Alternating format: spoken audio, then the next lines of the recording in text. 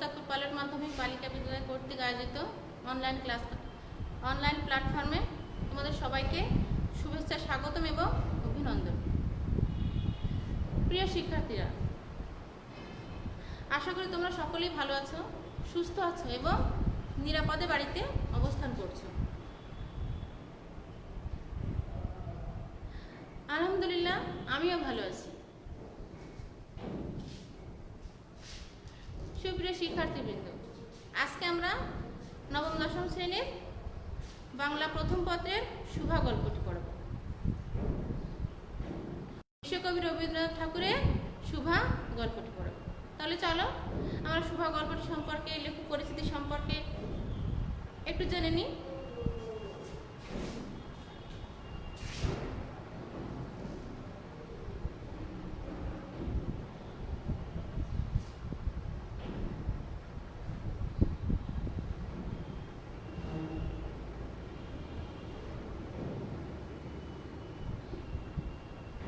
তিনি এই শুভা গল্পের মধ্যে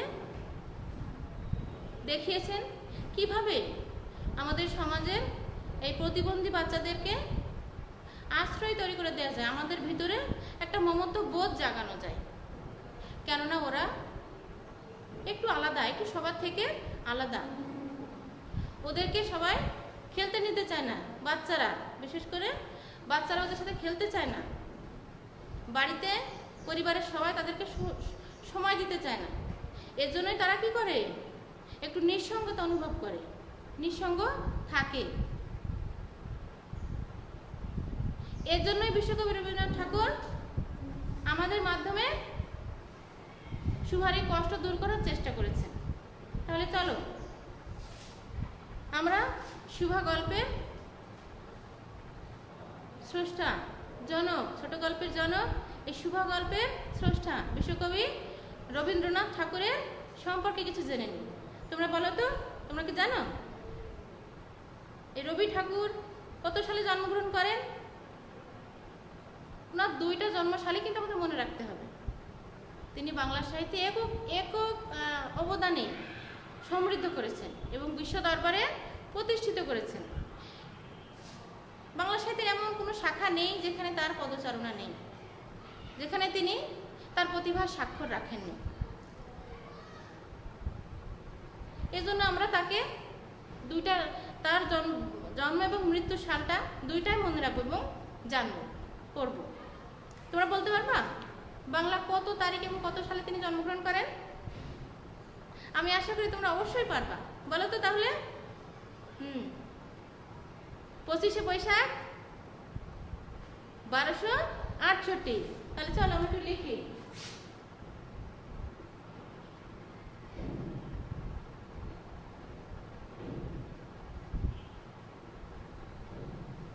এবং ইংরেজিতে 7 মে 1861।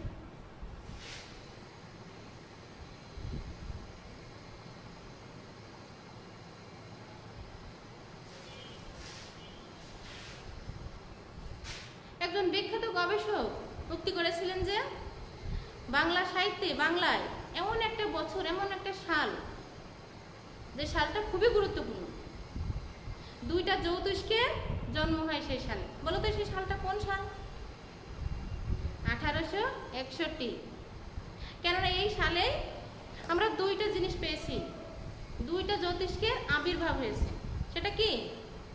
একটা হচ্ছে মাইকেল মধুসূদন দত্তের সার্থক মহাকাব্য এবং বাংলা সাহিত্যের একমাত্র মহাকাব্য, সার্থক মহাকাব্য মেঘনাদ বধ কাব্য।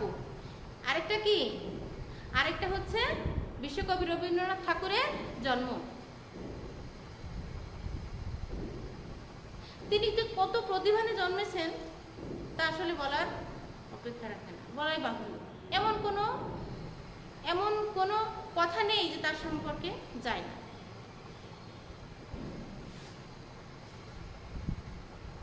আমরা এখন তাকে ছোট গল্পকার হিসেবে জানবো এবং ছোট গল্পের জনক হিসেবে জানবো। সেই বিষয়টি আমরা এখানে আলোচনা করবো। আমরা আপাতত অন্য বিষয়ে যাব না। তাহলে দেখো,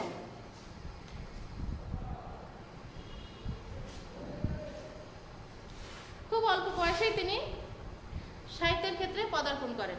মাত্র 15 বছর বয়সে কোন কাব্য লিখে জনপ্রিয়তা অর্জন করেন তোমরা জানো? অবশ্যই জানো, সেটা হচ্ছে বনফুল। বনফুল কাব্য লিখে তিনি খুবই জনপ্রিয়তা অর্জন করেন মাত্র 15 বছর বয়সে।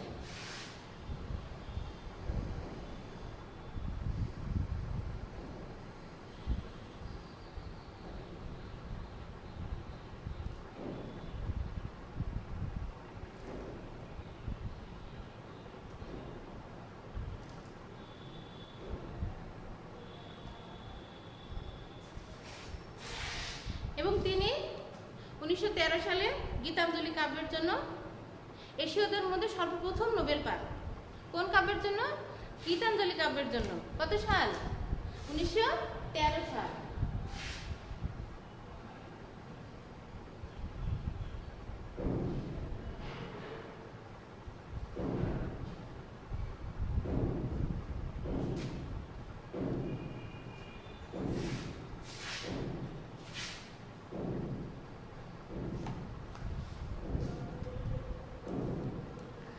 তিনি অনেক কিছু রচনা করেছেন এবং অনেক সম্মানও পেয়েছেন। তার ভিতরে আমরা তাকে কি কি হিসেবে দেখতে পাই সেটা সম্পর্কে জানব। তিনি একাধারে কি সাহিত্যিক, দার্শনিক, শিক্ষাবিদ, নাট্য প্রযোজক এবং অভিনেতা। তিনি নিজেই লিখেছেন, নিজেই অভিনয় করেছেন।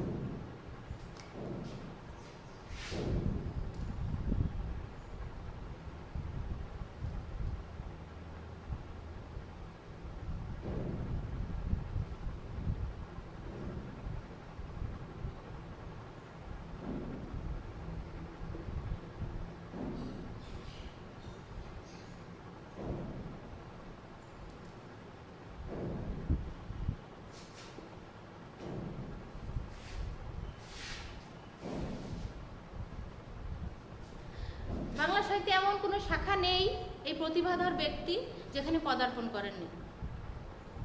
তিনি বাংলা সাহিত্যের প্রত্যেকটা বিষয়ে হাত দিয়েছেন, লিখেছেন এবং বাংলা ভাষাকে, বাংলা সাহিত্যকে সমৃদ্ধ করেছেন, বিশ্ব দরবারে প্রতিষ্ঠিত করেছেন। সেখান থেকে আমরা কিছু কিছু নাম জানব। তাহলে চলো আমরা কিছু নাম জানি এবং দেখি।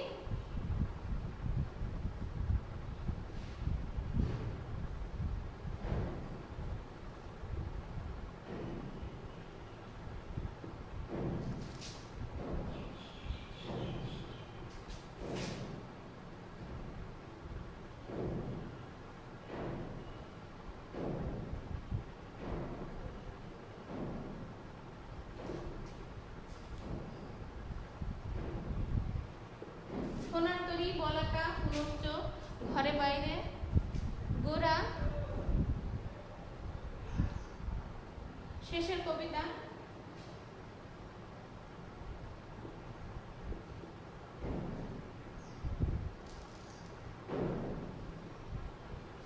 ইত্যাদি। তাহলে আমরা ওনার সম্পর্কে জানলাম, কিন্তু এই মহান ব্যক্তি একসময় আমাদেরকে ছেড়ে চলে গেছেন। আমাদেরকে সমৃদ্ধ করে নিজে পাড়ি জমিয়েছেন অন্য দেশে, অন্য কোথাও, অজানার উদ্দেশ্যে। তোমরা জানো কত সালে তিনি আমাদেরকে ছেড়ে চলে যান? তোমরা অবশ্যই জানো, আমার মনে হয় তোমরা বলতে পারবে। তাহলে বলো তো। 22শে শ্রাবণ,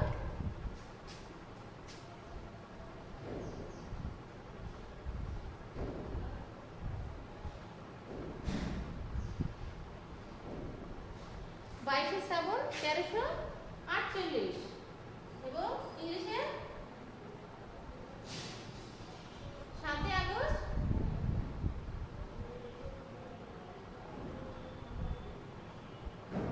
1941। তোমাদের জন্য আমি এইভাবে লিখেছি যাতে সহজে তোমাদের মনে থাকে।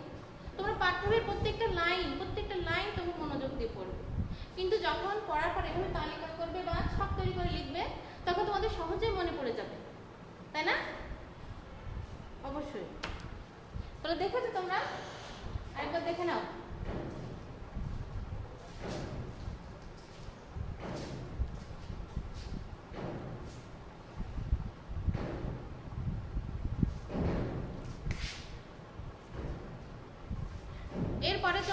শুভা গল্পের কেন্দ্রীয় চরিত্রগুলো সম্পর্কে জানবো। গল্পটা পড়ার আগে আমরা মাত্র কয়েকটি চরিত্র সম্পর্কে জাস্ট নামগুলো জানবো। তাহলে চলো।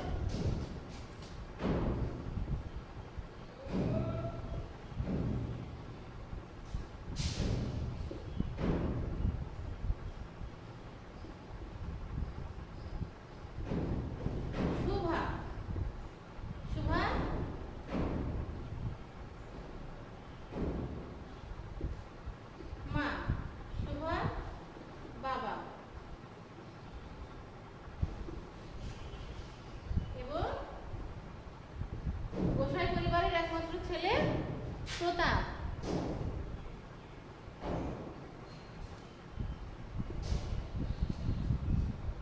আমরা জাস্ট নামগুলো জানলাম। এছাড়াও আরো বেশ কয়েকটি চরিত্র আছে, সেগুলো আমরা গল্পের মাধ্যমে তোমাদের সামনে উপস্থাপন করব। তাহলে আমরা কাকে কাকে পাচ্ছি? শুভা, শুভার মা, শুভার বাবা এবং প্রতাপ। শুভার বাবা বাণীকণ্ঠ, শুভার পুরা নাম সুভাষিনী।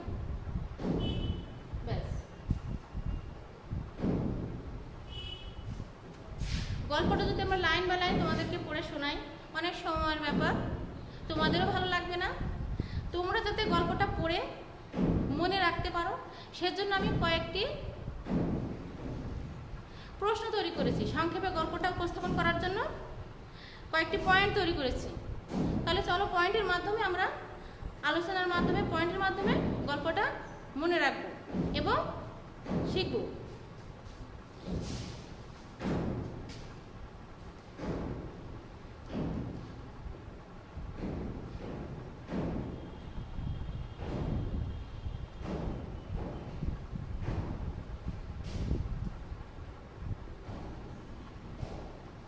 প্রথমে আমরা দেব শুভার পরিচয়।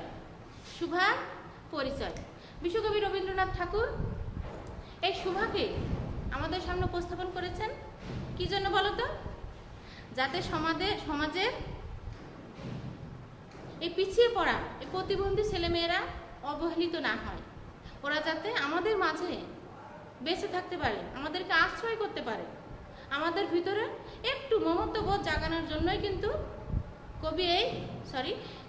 বিশ্বকবি রবীন্দ্রনাথ ঠাকুর এই শুভা উপস্থাপন করেছেন।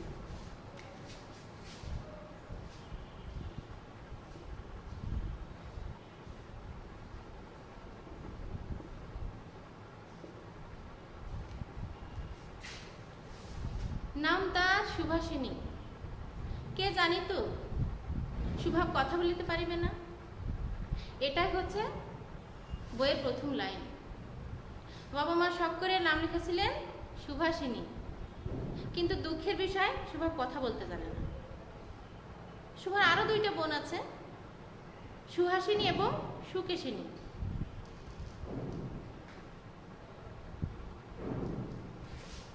এরপরে আসে আমরা মায়ের পরিচয়।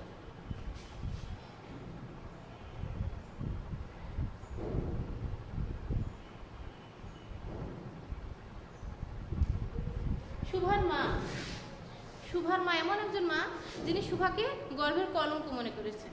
আসলে তিনি বলতে বাধ্য হয়েছেন, কেননা প্রতিবন্ধীকে কেউ পছন্দ করে না। তোমরা কি খেলবে? তোমাদেরকে যদি কোনো কথা না বলতে পারা, শুনতে না পারা কোনো বন্ধু দেয়া হয়, তোমরা খেলতে চাইবে তাদের সাথে? খেলবে না, বিরক্ত হবে, সবাই বিরক্ত হয়। এজন্য এই কষ্ট থেকেই কিন্তু শুভার মা কিন্তু চায়নি, পছন্দ করতে পারে না, ভালোবাসতে পারে না। তিনি কি করেছেন? শুভাকে গর্ভের কলঙ্ক মনে করেছেন, কেননা প্রত্যেক মাই কন্যা সন্তানকে নিজের অংশ মনে করে। আর যেহেতু তিনি এই কন্যা সন্তান জন্ম দিয়েছেন যে কথা বলতে পারে না, সেই কষ্ট থেকে তিনি এই কথা বলতে বাধ্য হয়েছে। এরপরে আসি শুভার বাবা।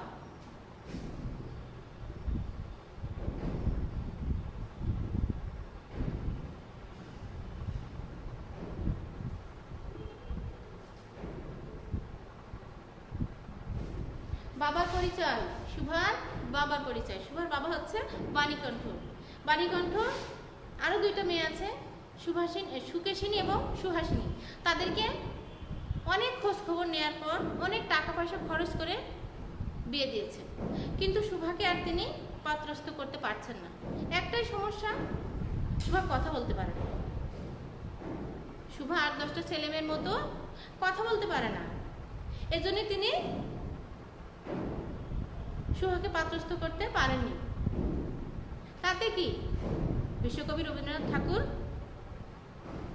একদিকে যেমন শুভার ট্র্যাজেডি গল্প উপস্থাপন করেছেন, শুভার মা শুভাকে ভালোবাসে না, পছন্দ করে না, ভালোবাসতে পারেনি, তেমনি বাণীকণ্ঠ শুভাকে খুব ভালোবেসেছে। বাণীকণ্ঠের মাধ্যমে রবীন্দ্রনাথ ঠাকুর শুভার ভালোবাসা পরিপূর্ণ করে দিয়েছেন। তিনি আর 2টা মেয়েকে যতটা ভালোবাসেন তার থেকে একটু বেশি ভালোবাসেন শুভাকে, যাতে শুভা কষ্ট না পায়, তার ভিতরে কষ্ট না থাকে।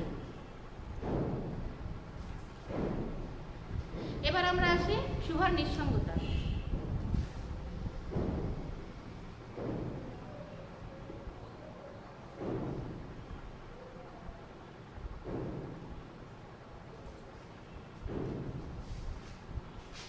শুভার নিঃসঙ্গতার ক্ষেত্রে কবি বলেছেন, বিশ্বকবি রবীন্দ্রনাথ ঠাকুর বলেছেন, ছোট গল্পের জনক এই গল্পকার বিশ্বকবি রবীন্দ্রনাথ ঠাকুর বলেছেন, অপরাহ্নের দুপুর যেমন নিস্তব্ধ শান্ত, শুভার জীবনটাও ঠিক তাই।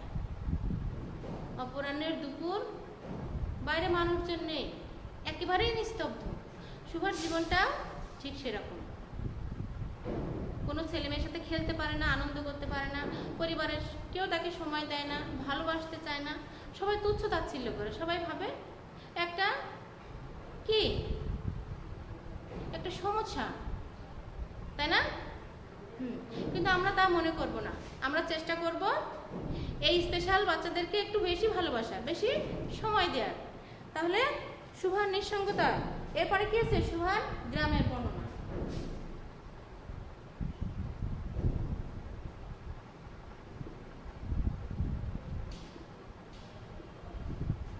শুভার গ্রাম বাংলাদেশের প্রত্যন্ত অঞ্চলের একটি গ্রাম চণ্ডীপুর। তার পাশ দিয়ে বয়ে গেছে একটি নদী, নাম না জানা একটি নদী।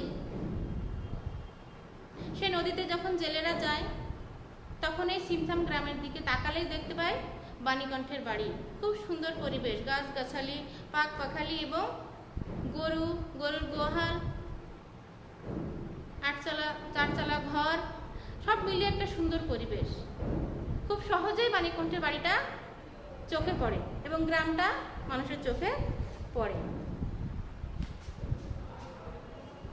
এরপরে আসি, এর পরের পয়েন্ট আমি দিয়েছি প্রকৃতির সঙ্গে অভিন্নতা। প্রকৃতির সঙ্গে অভিন্নতা।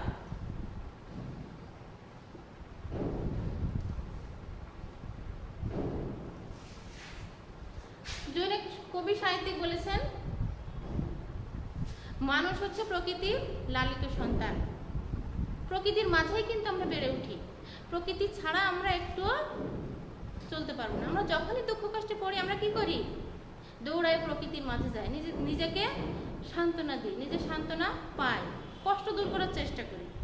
শুভাও ঠিক সেরকম। শুভা যখনই কষ্ট পায় প্রকৃতির মাঝে চলে যায়, নিজেকে প্রকৃতির সাথে একাত্মতা ঘোষণা করে, প্রকৃতির সাথে কথা বলে এবং নিজের কষ্ট দূর করে। শুভার বন্ধু। এরপরে আসি, প্রিয় শিক্ষার্থীরা, তোমরা অবশ্যই জানো টেক্সট বুকের প্রত্যেকটা বইয়ের গল্পের প্রত্যেকটা লাইন তোমাদেরকে পড়তে হবে এবং শিখতে হবে। এই পয়েন্টগুলোর মাধ্যমে যদি তোমরা গল্পটা বলো, নিজেকে বলো, নিজের প্রশ্ন তো নিজেই দাও, তাহলে খুব সহজেই তোমাদের মনে থাকবে, গল্পটা মনে থাকবে এবং চরিত্রগুলো, গল্পের বিষয়বস্তু সবকিছু তোমার মনে থাকবে। তাহলে চলো এরপরে আমরা দেখবো শুভার বন্ধু। শুভার বন্ধু আছে কে কে সে বিষয়ে জানবো।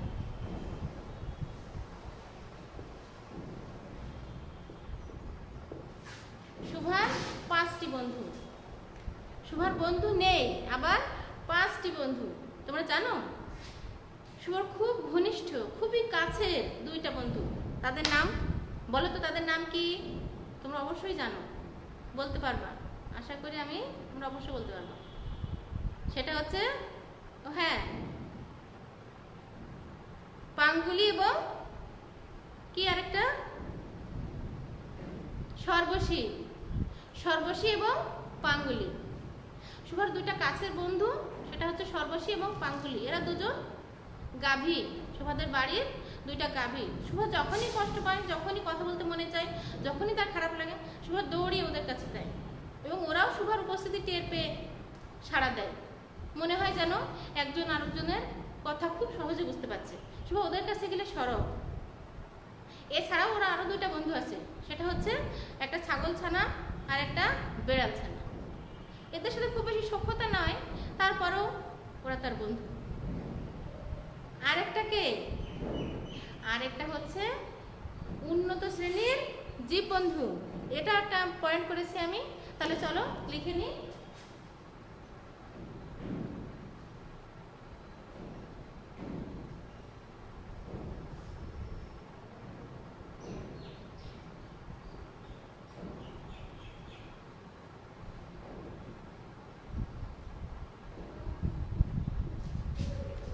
উন্নত শ্রেণীর জীব বন্ধু সেটা কে? গোসাই পরিবারের ছেলে প্রতাপ। প্রতাপের কোনো কাজ নেই, তার কাজ শুধু মাছ ধরা, তার শখ। নদীতে বসে, নদীর পাড়ে বসে ছিপ ফেলে বসে থাকা, মাছ উঠুক বা না উঠুক এটা তার শখ, মাছ ধরা। এবং শুভা তার একমাত্র বন্ধু।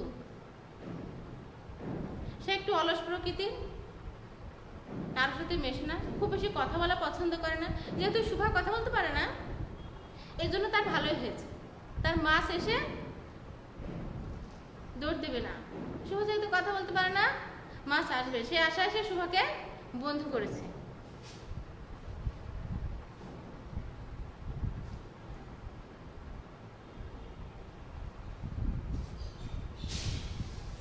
অলৌকিক ক্ষমতা প্রার্থনা। অলৌকিক ক্ষমতা প্রার্থনা।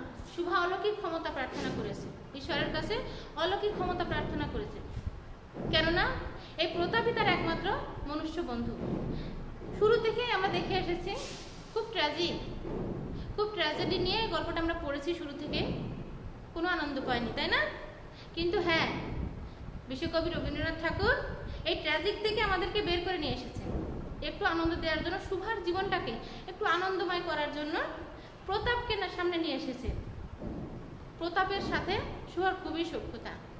শুভা সবসময় চায় প্রতাপ তাকে ডাকুক, খোঁজ করুক। এজন্য সে কি করেছে? ঈশ্বরের কাছে অলৌকিক ক্ষমতা প্রার্থনা করেছে। সে সবসময় প্রতাপের জন্য একটা করে পান বানিয়ে আনতো, পানের খিলি। প্রতিদিন বিকালে প্রতাপ যখন মাছ ধরতে আসে, শুভা তখনই একটা পান বানিয়ে প্রতাপকে দিত এবং প্রার্থনা করত, আমি যদি পাতালপুরীর রাজকন্যা হতে পারতাম, তাহলে একটা সাপের মণি বা সাপের মানিক নিয়ে এসে পুকুরের পাড়ে রাখতাম এবং সেটা দেখে এবং ডুব দিয়ে দিতাম। সেটা দেখে প্রতাপ কি করতো? মানিকটা নিয়ে আবার জলে ডুব দিত, দিয়ে পাতালপুরীতে গিয়ে দেখতো রূপার অট্টালিকা, বিশাল সিংহাসনে বসে আছে কে? আমাদের শুভা। দেখে কি আশ্চর্যটাই না হয়ে যেত। সবসময় ভাবতো, শুভা সবসময় ভাবে প্রতাপকে চমকে দেয়, কিছু একটা করে প্রতাপের মনকে ভালো রাখা, চমকে দেয়। কিন্তু আসলে না, শুভার জন্ম হয়েছে বাণীকণ্ঠের ঘরে, কোনো পাতালপুরীর রাজার ঘরে নয়। শুভার বিয়ে প্রসঙ্গ, এরপরে আমরা আসি শুভার বিয়ে প্রসঙ্গ।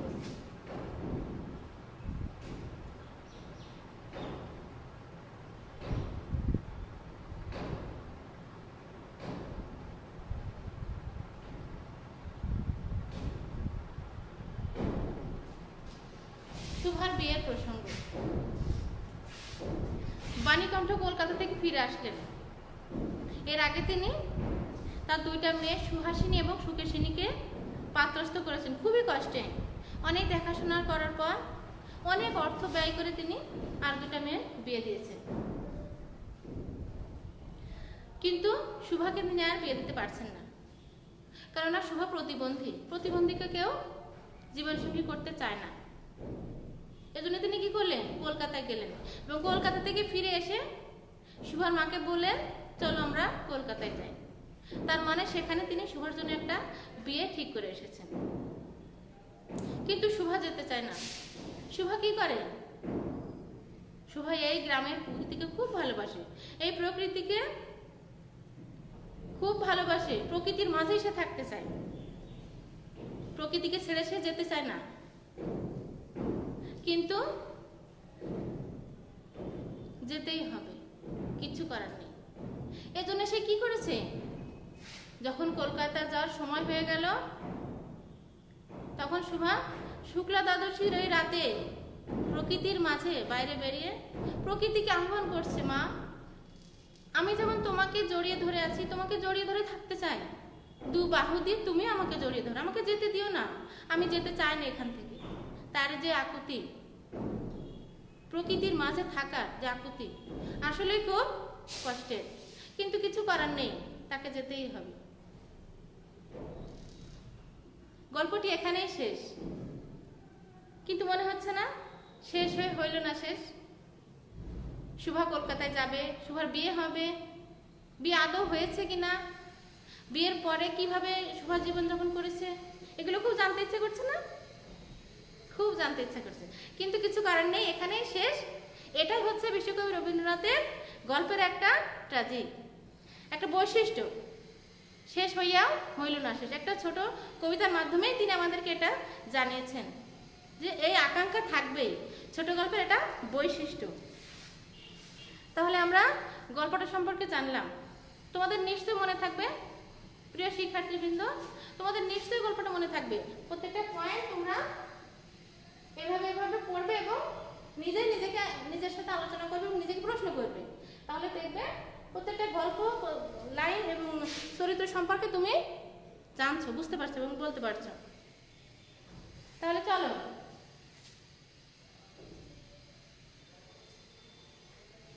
এবার গল্প থেকে আমরা কয়েকটি শব্দার্থ, নতুন শব্দ দেখব।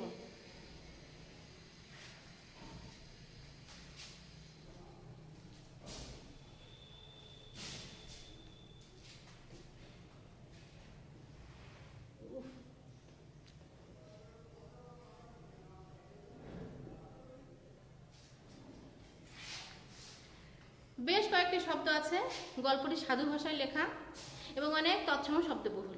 তার ভিতর থেকে আমি কয়েকটি শব্দ তো তোমাদের জন্য লিখে নিয়েছি, সেটা এখন দেখো। গর্ভের কলঙ্ক, 1 নম্বরে আছে গর্ভের কলঙ্ক।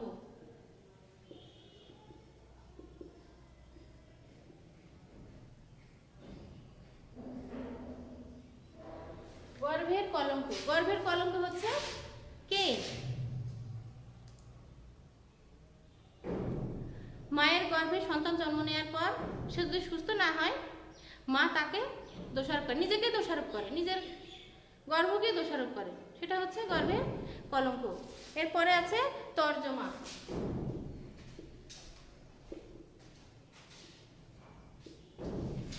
তর্জমা হচ্ছে একটি বিদেশি শব্দ, এর অর্থ হচ্ছে অনুবাদ করা।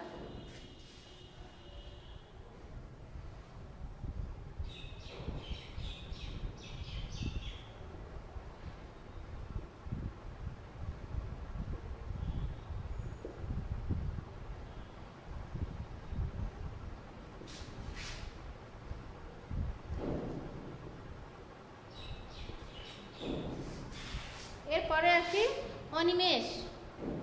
অনিমেষ এটা কারো নামও হতে পারে, কিন্তু এখানে কারো নাম নয়, এটা হচ্ছে অপলোক, পলকহীন।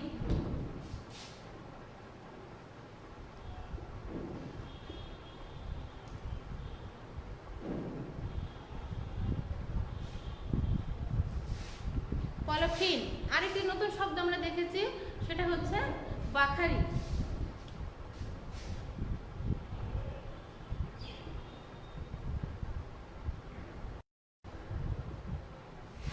বাখারি, বাখারি হচ্ছে বাঁশকে দুই ভাগে চিরে মানে ফালি করে সেই ফালির দুই মাথায় দড়ি কিছু ঝুলে নিয়ে যায় কাঁধে করে, গ্রামের লোক কাঁধে করে নানান জিনিসপত্র এবং রসের ভাঁড় ঝুলিয়ে নিয়ে যেত, সেটাকে বলা হয় বাখারি।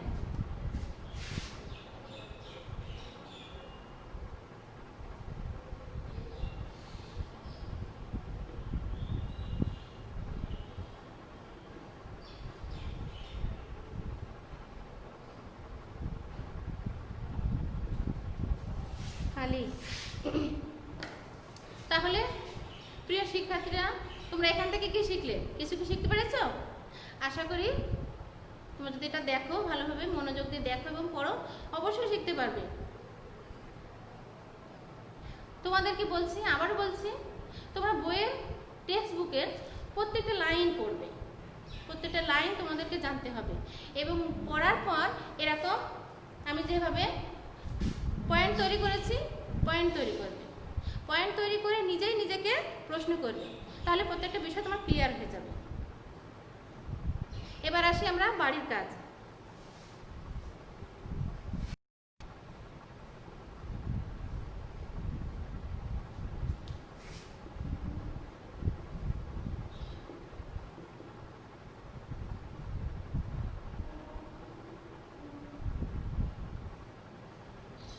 তোমাদেরকে একটা বাড়ির কাজ দেব, সেটা তোমরা চেষ্টা করবে লেখার।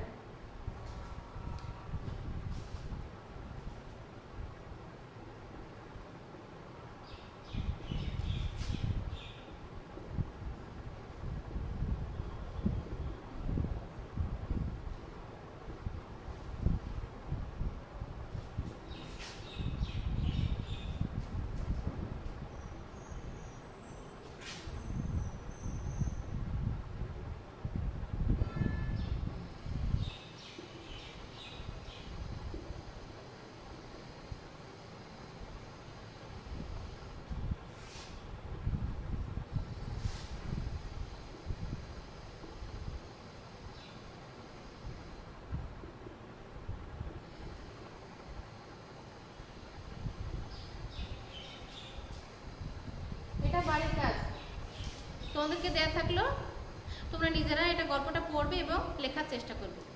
পরবর্তীতে যদি আমি আসি জিজ্ঞাসা করব, আবার যদি দেখা হয় তোমাদের সাথে, আল্লাহ যদি ভালো করে, অবশ্যই একদিন একদিন আমরা সামনাসামনি ক্লাস করব, তোমাদেরকে কাছে পাবো, সে আশা ব্যক্ত রেখে আজকে আমি শেষ করছি। ধন্যবাদ সবাইকে, সবাই ভালো থেকো।